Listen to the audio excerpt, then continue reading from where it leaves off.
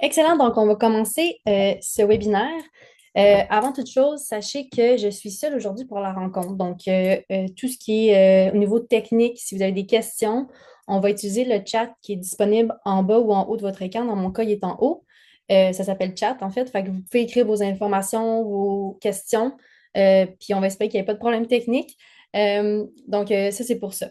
Sachez aussi que la présentation est enregistrée. Donc, s'il y a des gens qui ont des urgences ou quoi que ce soit, puis vous ne pouvez pas rester pour l'ensemble de la présentation, bien, il n'y a pas de souci. Moi, je vais vous envoyer la présentation à la fin et aussi l'enregistrement. Donc, vous allez avoir la présentation PowerPoint avec toutes les informations que je vais présenter ainsi que l'enregistrement, comme je disais tout à l'heure.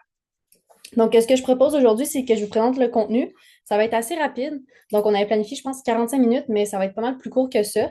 Mon objectif, c'est vraiment juste de vous présenter les petites astuces là, pour le calendrier, puis l'importation en fait, du calendrier. Donc, ça va se faire assez rapidement. Donc, je présenterai le contenu, puis à la toute fin, si vous avez des questions en cours de route, n'hésitez pas à l'écrire dans le chat.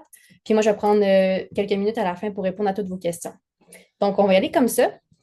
Donc, l'importation du calendrier. Tout d'abord, dans la présentation PowerPoint, j'ai pris le temps de vous présenter le clé en main. C'est quelque chose qu'on offre chez mon club sportif, donc ça se peut que si vous êtes ici aujourd'hui, vous n'avez pas le clé en main, puis vous voulez avoir les informations en fait pour l'importation de vos calendriers. Mais sachez que pour la prochaine année, puis si jamais en fait vous êtes dans le jus pas mal, on sait qu'il y a eu des coupures dans certaines écoles, donc on a moins d'employés. Donc, si jamais vous êtes vraiment débordé et vous avez besoin d'un soutien de notre côté, sachez qu'avec quelques centaines de dollars de plus, on va vous offrir un clé en main. Ce que ça veut dire, ça veut simplement en fait dire qu'on va complètement mettre la plateforme fonctionnelle pour vous en début d'année. Ce qui inclut évidemment la création des matchs, des tournois, des compétitions et des pratiques, donc de votre calendrier. Donc, j'ai laissé les informations dans la présentation. Si jamais c'est quelque chose qui vous intéresse, ben, j'ai mis les informations sur mon collègue, donc celui qu'on doit contacter pour avoir cette demande-là. Mais pour le bien de la présentation, je vais passer par-dessus parce que je pense que vous êtes surtout là pour savoir en fait comment faire l'importation par vous-même. Donc, d'entrée de jeu, on a premièrement les importations des matchs. Donc, ce que nous, on recommande de faire, c'est dans la plateforme d'utiliser le gabarit qui est le Google Sheet. Tout simplement parce que nous, on a paramétré certaines choses dans ce gabarit-là, en fait, qui va vous assurer d'avoir le moins d'erreurs possible et donc d'avoir une importation la plus efficace possible. Sachez aussi qu'il y a une limite. Donc, ça, c'est quelque chose que les clients, on réalise qu'ils ne savent pas. Puis, on a ajouté d'ailleurs cette information dans notre plateforme. Mais il y a une limite maximale de 165 matchs et événements qu'on peut importer de la fois. Donc, si vous excédez ce chiffre-là, ce total-là, l'importation risque de ne pas fonctionner. Donc, assurez-vous aussi de bien respecter cette limite-là, en fait. Donc, pour l'importation des matchs, il y a deux éléments importants à comprendre dans le gabarit, là, quand on importe les informations. Il y a deux éléments qui sont souvent plus, je dirais, ben, difficiles à comprendre par nos clients ou qui amènent des enjeux. Donc, la première des choses à comprendre, c'est que dans le gabarit, il y a évidemment plusieurs colonnes. L'une d'entre elles, c'est groupe, ou en fait, en ce moment, ça s'appelle équipe. Et l'autre catégorie, l'autre colonne, c'est catégorie. Donc, ça, c'est quand on va en fait relier le match ou l'événement à l'équipe qui va jouer ce match ou cette pratique-là.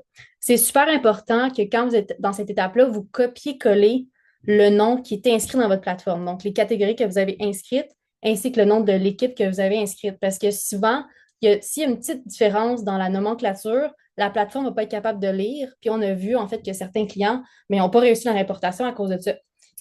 Il y a aussi un autre élément super important à comprendre, c'est que le copier-coller, puis je vais le montrer après là, dans la plateforme concrètement, mais il faut s'assurer de bien copier les bons noms. Donc, je vais vous montrer comment faire tout à l'heure, mais des fois, on a remarqué que les gestionnaires vont copier-coller avec l'URL qui est relié à à l'équipe. Puis ça peut générer aussi des erreurs dans l'importation. Fait que je vais vous présenter ça un petit peu plus tard concrètement là, dans la plateforme, ça ressemble à quoi. Ensuite de ça, si on regarde en bas, j'ai aussi les colonnes qui sont la date et l'heure. Donc, en fait, c'est super important d'utiliser un peu le gabarit qu'on a utilisé parce que ça va vous assurer d'avoir un formatage qui est idéal.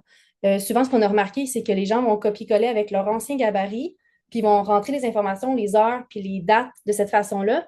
Mais il y a un formatage qui est super unique dans l'importation, puis ça peut générer des erreurs si jamais ce n'est pas le bon formatage, en fait. Donc, ce qu'on recommande de faire, c'est soit d'utiliser les fonctions qui sont disponibles en gabarit, vous allez voir qu'on a des menus déroulants, ou alors de double-cliquer dans la case, comme je vais vous présenter tout à l'heure.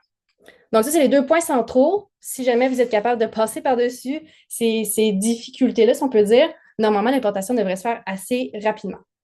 Donc, ça, c'est pour les matchs, première des choses. Ensuite de ça, on a les pratiques. Donc là, les pratiques, on voudrait avoir tendance à faire une importation, mais malheureusement, les pratiques, ils ont des récurrences. Donc, c'est difficile de faire une importation avec des récurrences, ça devient vraiment très laborieux. Donc, ce qu'on suggère évidemment de faire, c'est d'utiliser la plateforme directement. Donc, de faire l'ajout des pratiques manuellement, si on peut dire. Avec la fonction de récurrence, ça va quand même assez vite. Encore une fois, c'est important de respecter la limite. Donc, comme vous pouvez voir, on a une récurrence de 50 maximum. Donc, si jamais vous cliquez sur la case, ça va être important de maximalement mettre 50 pratiques parce que sinon, la plateforme peut encore une fois avoir un problème au niveau de l'importation. Mais normalement, dans une saison, si la saison, par exemple, d'automne, 50 pratiques, ça devrait être amplement là, pour vous. Donc c'est ça, ça devrait fonctionner assez bien. Donc, suivant ça, je vais tout de suite rentrer dans la plateforme en tant que telle. Donc, là, j'ai une plateforme ici fictive. Là, évidemment, pour aller faire l'importation du calendrier, on se rend dans l'onglet calendrier ici. On va cliquer dans Importer. Puis, on va retrouver ici à droite les fameux gabarits que je parlais. Donc, nous, on recommande d'utiliser le Google Sheet ici, comme j'ai mentionné tout à l'heure, pour les raisons que j'ai mentionnées. En cliquant là-dessus, sachez que, en fait, je vais faire la procédure au complet. Donc, on va arriver sur une page comme celle-ci qui est à l'écran. Donc, si vous n'avez pas un compte Gmail, mais à ce moment-là, ça va être important d'en créer un à l'instant parce que sinon, vous n'allez pas pouvoir accéder au gabarit tout simplement. Ça prend quelques secondes, puis on le recommande vraiment fortement. Après ça, on va cliquer sur Créer une copie, puis on va arriver ici, dans notre gabarit, dans le fond. Donc, c'est ce que j'ai présenté tout à l'heure dans les captures d'écran. Donc, ce que je disais tout à l'heure, ce qui est le fun avec ce gabarit-là, c'est qu'on a des chevrons comme ça qui proposent des options.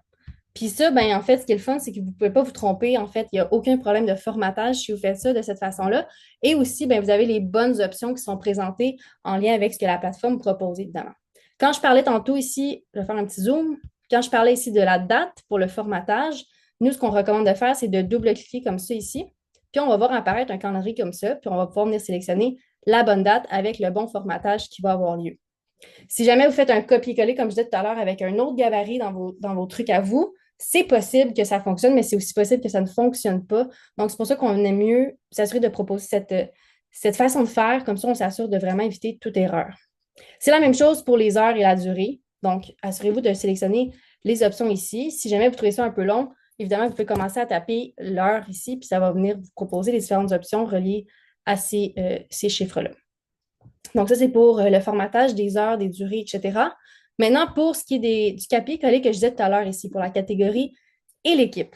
Bon, comment qu'on fait, en fait, c'est vraiment simple. Il faut juste savoir, en fait, là, la petite twist, c'est que quand on s'en va dans notre plateforme, on va cliquer sur Groupe.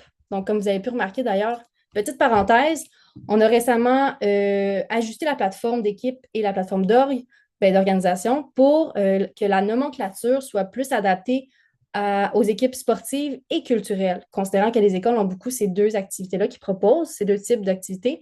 Donc, maintenant, on retrouve groupe, qui est une nomenclature beaucoup plus générale, beaucoup plus neutre, en fait. Donc, maintenant, je reviens à ce que je disais tout à l'heure. Donc, si on s'en va, là, on a toutes les équipes, donc tous les groupes qu'on veut avoir des matchs, des pratiques. Donc, je vais cliquer, par exemple, sur mon club de lecture. Puis, en cliquant sur ça, je vais vraiment avoir le bon nom de mon équipe / mon groupe et le bon nom de ma catégorie. C'est vraiment ces éléments-là qu'on veut venir copier-coller dans mon Excel comme ceci. Comme ça. Oups, pardon. Ici. Et je copie-colle comme ça. Donc, comme ça, de cette façon-là, il n'y a aucun problème qui va être généré. Ce qu'on a pu remarquer, par contre, c'est que certains vont carrément aller ici, puis copier ça comme ça. De même. Puis là, ce qui arrive, c'est qu'on a le truc comme ça qui se colle. C'est comme une espèce d'URL qui est relié à notre équipe. Puis là, ça va venir générer un problème dans notre importation. Donc, c'est pour ça qu'on évite de faire ça de cette façon-là. Donc, c'est des petits détails, ça peut sembler anodin, mais des fois, ça fait vraiment toute la différence dans une importation qui est efficace et qui est réussie du premier coup. Autrement, il n'y a pas d'autre chose à dire par rapport au gabarit. Évidemment, il ne faut pas oublier qu'il faut mettre un titre quand c'est un événement, mais autrement, c'est pas mal de cette façon-là qu'on peut être le plus efficace dans l'importation de notre calendrier. Donc là, je vais revenir ici à ma présentation, comme ceci. Je vais faire diaporama. Voilà. Donc, j'ai fait le tour de tout ça ici, j'ai fait le tour de tout ça. Ah, c'est vrai, je vais vous parler aussi des pratiques. Donc là, on a parlé des matchs avec l'importation des matchs. Maintenant, on va regarder au niveau des pratiques, ce que je vous disais tout à l'heure. Donc, désolé du va-et-vient. Euh, donc, pour faire l'import des pratiques maintenant, on doit aller dans le calendrier, évidemment, comme tantôt. Puis, à la place, on va aller ici sur événements. Donc là, si je fais des pratiques, évidemment, ce n'est pas des compétitions, ça va être des événements. D'ailleurs, ça, c'est une nouveauté également. On a changé match par compétition, puis événement, c'est comme d'habitude. Donc, pour les événements, c'est très simple. Donc, les entraînements, en fait, on va tout simplement marquer évidemment le titre qu'on a envie. Puis après ça, ça va être vraiment de faire une récurrence. Donc, comme vous pouvez voir, on a une récurrence de maximum 50. Puis on va choisir évidemment, comme d'habitude, la récurrence. Est-ce que c'est quotidien, hebdomadaire, mensuel? C'est jusqu'à quand que ça s'arrête? J'imagine que ça va être pour la saison d'automne, puis après ça, ça va recommencer au retour des fêtes. Puis on marque évidemment le lieu, etc. Donc, ça, c'est assez simple. Puis comme vous savez, après ça, on a les deux autres étapes. Donc, on va assigner cette pratique-là à une équipe, slash un groupe. Et on va aussi assigner évidemment ce groupe-là à des profils, donc des joueurs. Puis finalement, ça va faire une importation réussie pour toutes les pratiques de la saison pour ce sport ou cette catégorie-là du moins à travers l'année. Donc, ça se fait assez rapidement. Puis ça, j'ai pas d'autre chose à dire par rapport à ça. Mon inquiétude, c'est vraiment juste au niveau des récurrences que des fois, les gens ne sont pas au courant ou ne respectent pas nécessairement. Donc, je vais faire un saut tout de suite dans juste voir si on a des questions.